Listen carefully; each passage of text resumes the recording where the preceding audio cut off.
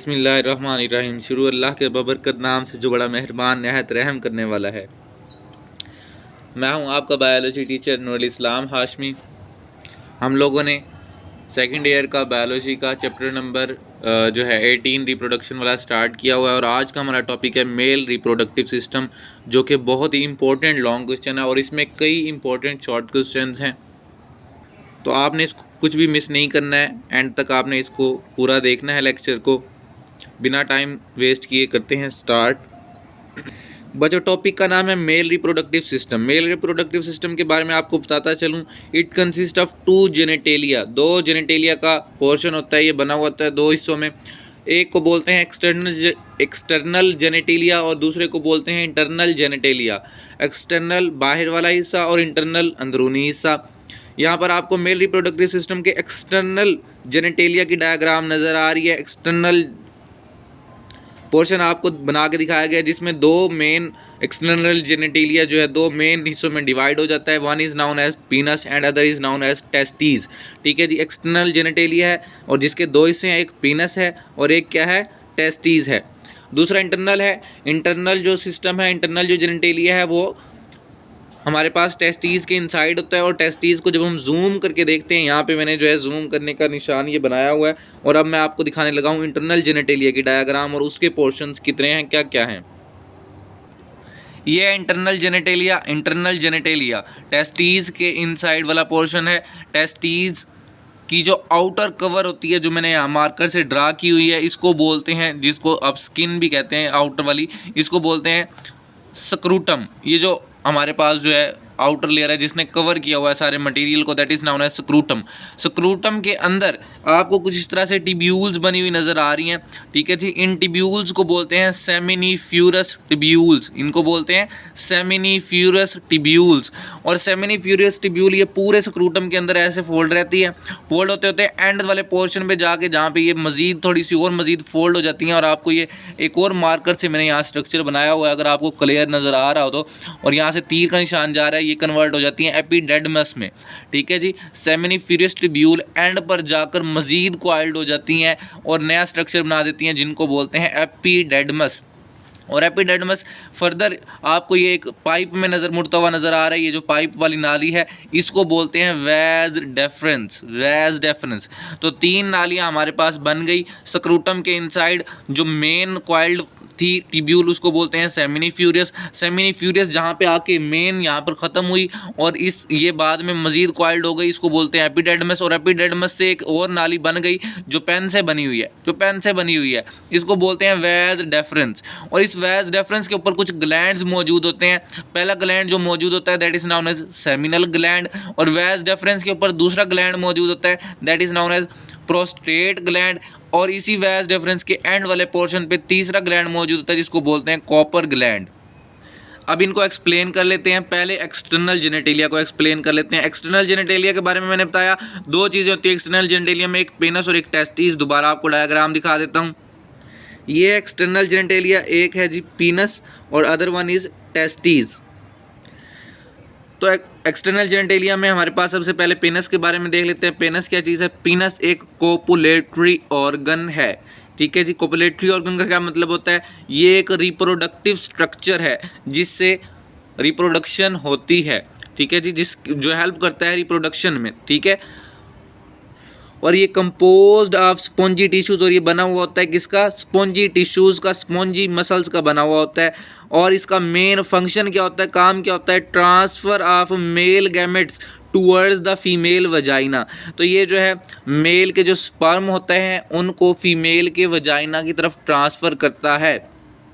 Female के reproductive system में inter करवाना किसका काम है? स्पर्म्स को इंटर करवाना पीनस का।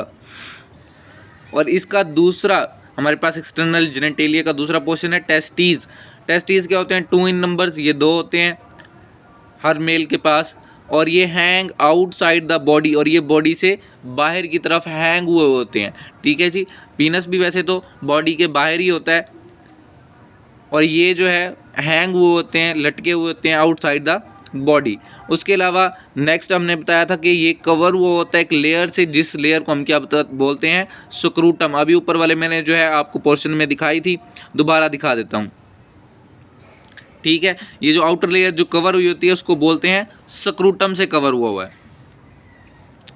और टेम्परेचर ऑफ टेस्टिस होता है बिलो 35 सेल्सियस डिग्री, जबकि हमारी बॉडी का नॉर्मल टेम्परेचर होता है 37, और इसका जो टेम्परेचर होता है वो 35 होता है। इसका मतलब है जो स्पर्म प्रोड्यूस होते हैं वो 35 सेल्सियस पे प्रोड्यूस होते हैं, 37 पे प्रोड्यूस नहीं होते। और इसके अंदर क्या होती हैं, मजीद टिब्यूल्स होती हैं, कॉन्टिन्यूस ऑफ सेमिनिफ्यूरस टिब्यूल्स। और seminiferous tubules further 2 cells seminiferous tubule के अंदर होते हैं, वो भी बता देता हूँ आपको। कंसिस्ट ऑफ सेमिनिफ्यूरस टिब्यूल, और सेमिनिफ्यूरस टिब्यूल के अंदर 2 किस्म के सेल होते हैं, एक को बोलते हैं सर्टोलिक सेल और दूसरे को बोलते हैं इंटरस्टिशियल सेल। यहाँ पे अगर आपको कुछ समझ ना आए तो आप मुझसे पूछ लेना, ज़रा जगह कम थी तो इसलिए जो है मैंने इस तरह से इसको लिखा हुआ है। ठीक है जी, जो सर्टोली सेल होते हैं, सर्टोली सेल के बारे में क्या बातें हैं, present within the seminiferous tubules. ये विद इन जो है डिफरेंस आपने नोट करना है, ये विद इन प्रेजेंट होते हैं सेमिनिफ्यूरस टिब्यूल के विद इन। मैं आपको डायग्राम दिखा देता हूँ ताकि आपको क्लियर हो जाए। ये थी सेमिनिफ्यूरस टिब्यूल जो कि कॉइल हुई है, इसके ऊपर ब्लैक कलर के जो आपको ये जो डॉट्स टाइप जो सेल्स नज़र आ रहे हैं, इनको बोलते हैं सर्टोलिक सेल, और ये विद इन मौजूद होते हैं, इसके अंदर मौजूद होते हैं। और इनका काम क्या होता है, ये provide of liquid medium nutrition and protection of the sperm. इनका मेजर काम क्या होता है, ये एक तो लिक्विड मीडियम प्रोवाइड करते हैं, न्यूट्रिशन प्रोवाइड करते हैं स्पर्म्स को, और साथ में उनको प्रोटेक्शन भी देते हैं। ठीक है जी, उनको महफूज भी रखते हैं। उसके बाद दूसरे हैं इंटरस्टिशियल सेल, ये होते हैं प्रेजेंट बिटवीन द सेमिनिफ्यूरस। डिफरेंस आ गया, आपसे डिफरेंस पूछा जा सकता है शॉर्ट में, बहुत इंपॉर्टेंट शॉर्ट है कि सर्टोलिक सेल और इंटरस्टिशियल सेल में फ़र्क बयान करें, तो आपको फ़र्क पता चल गया कि सर्टोलिक जो सेल हैं वो विद इन सेमिनिफ्यूरस टिब्यूल होते हैं, जबकि ये दूसरे जो है इंटरस्टिशियल सेल्स हैं ये बिटवीन प्रेजेंट होते हैं। ठीक है जी, और इनका काम क्या होता है, सक्रीट ऑफ टेस्टोस्टेरोन हार्मोन। ये टेस्टोस्टेरोन हार्मोन को सक्रीट करते हैं, और टेस्टोस्टेरोन हार्मोन का काम क्या होता है, इनका काम होता है control of secondary sex character. Control of secondary sex character, secondary sex character क्या होता है, ये हेल्प आउट करता है हमें, जो मेल होते हैं उनकी अगर बात करें तो हमारी जो बॉडी है, जो फेस है, उस पर जो दाढ़ी मूछें आती हैं, ठीक है, तो वो सेकेंडरी सेक्स करैक्टर की वजह से आते हैं। मर्द की आवाज़ ज़रा फीमेल से ज़रा भारी होती है, तो वो भी किसकी वजह से होती है, सेकेंडरी सेक्स करैक्टर की वजह से, और वो जो है हमारे पास टेस्टोस्टेरोन की वजह से होता है। ठीक है जी, तो ये सक्रीट करते हैं टेस्टोस्टेरोन हार्मोन को। मज़ीद इसके अलावा इनको और काम क्या हो सकता है जी, also help in the successful production of sperm, और स्पर्म को सक्सेसफुली प्रोड्यूस करवाने में भी हेल्प करते हैं इंटरस्टिशियल सेल्स। होप्स हो कि आपको डिफरेंस क्लियर हो गया होगा सर्टोलिक सेल का भी और इंटरस्टिशियल सेल का भी। तो ये था हमारा एक्सटर्नल जेनेटिलिया। अब हम देखते हैं इंटरनल जेनेटिलिया में क्या क्या चीज़ें। इंटरनल जेनेटिलिया में मैंने आपको चीज़ें बताई हैं। सेमिनिफ्यूरस टिब्यूल बताई है, सेमिनिफ्यूरस टिब्यूल कॉइल होती है और बन जाता है एपिडेर्मिस। एपिडेर्मिस एक ट्यूब बना देता है जो कि बना देता है वैज डेफरेंस, और वैज डेफरेंस के ऊपर 3 ग्लैंड्स मौजूद होते हैं, उनका भी बता दिया। अब इनको थोड़ा थोड़ा एक्सप्लेन कर लेते हैं जो कि बहुत इंपॉर्टेंट शॉर्ट क्वेश्चंस हैं। इंटरनल जेनेटिलिया, इंटरनल जेनेटिलिया में 2 चीज़ें, एक डक्ट होती है और एक ग्लैंड होता है। डक्ट बोलते हैं नालियों को, जो 3 नाली हमने बताई हैं अभी आपको, सेमिनिफ्यूरस, एपिडेर्मिस और वैज डेफरेंस, तीनों की तीनों डक्ट्स हैं। और उसके बाद मैंने बताया ग्लैंड्स, 3 ग्लैंड हैं। एक हमारे पास है जी सेमिनल ग्लैंड, दूसरा है प्रोस्टेट ग्लैंड और तीसरा है कॉपर ग्लैंड। ठीक है जी, 2 चीज़ें हैं, एक डक्ट है और एक ग्लैंड है। पहले डक्ट वाले पोर्शन को देख लेते हैं, डक्ट्स को। ठीक है जी, आपने छोड़ देना है ग्लैंड्स को, ग्लैंड्स आपको यहाँ पे मिस कर देते हैं जी, ग्लैंड्स नहीं हमने देख रहे पहले हम देख रहे हैं डक्ट्स। डक्ट्स को एक्सप्लेन कर लेते हैं, 3 डक्ट्स हैं, तीनों को देख लेते हैं। एपिडेर्मिस जो हमारे पास सेमिनिफ्यूरस टिब्यूल के बाद बनती है, सेमिनिफ्यूरस टिब्यूल क्वाइल्ड हो जाती है, हाईली क्वाइल्ड हो जाती है एंड पर आकर। ठीक है जी, यहाँ पे मैंने आपको डायग्राम में दोबारा से दिखा देता हूँ। ये जो है क्वाइलिंग हो रही है, क्वाइलिंग ऐसे मुड़ती जा रही है, क्वाइलिंग होते होते एंड पे हाईली क्वाइल्ड हो जाती है, तो ये बन जाता है क्या, एपिडेर्मिस। तो यहाँ पे भी यही एक्सप्लेन किया हुआ है कि ये क्या बन गया है, एपिडेर्मिस। ठीक है जी, तो एपिडेर्मिस के बारे में हाईली क्वाइल्ड ट्यूब्स हैं और इनका काम क्या होता है, store of sperms until mature, जब तक मैच्योर नहीं हो जाते उस वक्त तक स्पर्म को अपने अंदर क्या करता है, स्टोर करके रखता है। इंटरनल जेनेटिलिया का डक्ट्स वाला हिस्सा है जी, 3 इसमें एपिडेर्मिस, वो मैं आपको बता चुका, हाईली क्वाइल्ड ट्यूब्यूल है और मजीद इसका काम होता है store of sperm until mature. दूसरा है हमारे पास वेज डेफरेंस, जो कि एपिडेर्मिस के बाद एक नाली निकलती है बाहर की तरफ, तो ये होती है they are present on the testes, ये टेस्टीज के ऊपर मौजूद होती है और इसका काम होता है receive of sperm from the epidermis, और ये स्पर्म को रिसीव करती है, ठीक है जी, मेल के स्पर्म को रिसीव करती है कहाँ से, एपिडेर्मिस से। और उसके बाद एंड वाला जो पोर्शन होता है वो होती है डिस्चार्ज ट्यूब। डिस्चार्ज ट्यूब आपको नाम से पता चल रहा है कि स्पर्म को आउटसाइड द बॉडी भेज देती है थ्रू द यूरिथ्रा। जो यूरिथ्रा MCQs है कि जी डिस्चार्ज ट्यूब का नाम क्या होता है, यूरिथ्रा, और दूसरा इसको हम बोल सकते हैं पीनस, जो हमने पीछे बनाया था। उसके बाद आ जाता है पोर्शन ग्लैंड्स का, वो भी इंटरनल जेनेटिलिया का हिस्सा है। ग्लैंड्स को देख लेते हैं, 3 ग्लैंड्स बताए मैंने, एक सेमिनल ग्लैंड, एक प्रोस्टेट ग्लैंड और एक कॉपर ग्लैंड। यहाँ पे दोबारा से आपको दिखा देता हूँ, ठीक है जी। सेमिनल ग्लैंड है पहला वाला, और जो दूसरा है वो हमारे पास प्रोस्टेट है और तीसरा कॉपर है। आइए देख लेते हैं इनको। सेमिनल ग्लैंड का काम होता है provide nutrition to the sperm, sperm को न्यूट्रिशन हेल्दी होने के लिए और मैच्योर होने के लिए प्रोवाइड करता है जो gland, that is known as seminal gland. और उसके बाद प्रोस्टेट ग्लैंड होता है, ये न्यूट्रलाइज द एसिडिटी, उसकी तजाबियत को कम करता है, न्यूट्रलाइज कर देता है उसको, ठीक है जी। और उसके बाद लास्ट वाला है जी कॉपर ग्लैंड, इसका काम होता है लुब्रिकेट और make slippery of the reproductive canals, ये जो रिप्रोडक्टिव कनाल है, ठीक है जी, जिसमें से स्पर्म पास आउट होता है, गुजरता है, उसको क्या बनाता है, स्लिपरी बना देता है और लुब्रिकेट बना देता है, ठीक है जी, जिसमें से वो इजीली जो है स्पर्म पास आउट हो सके।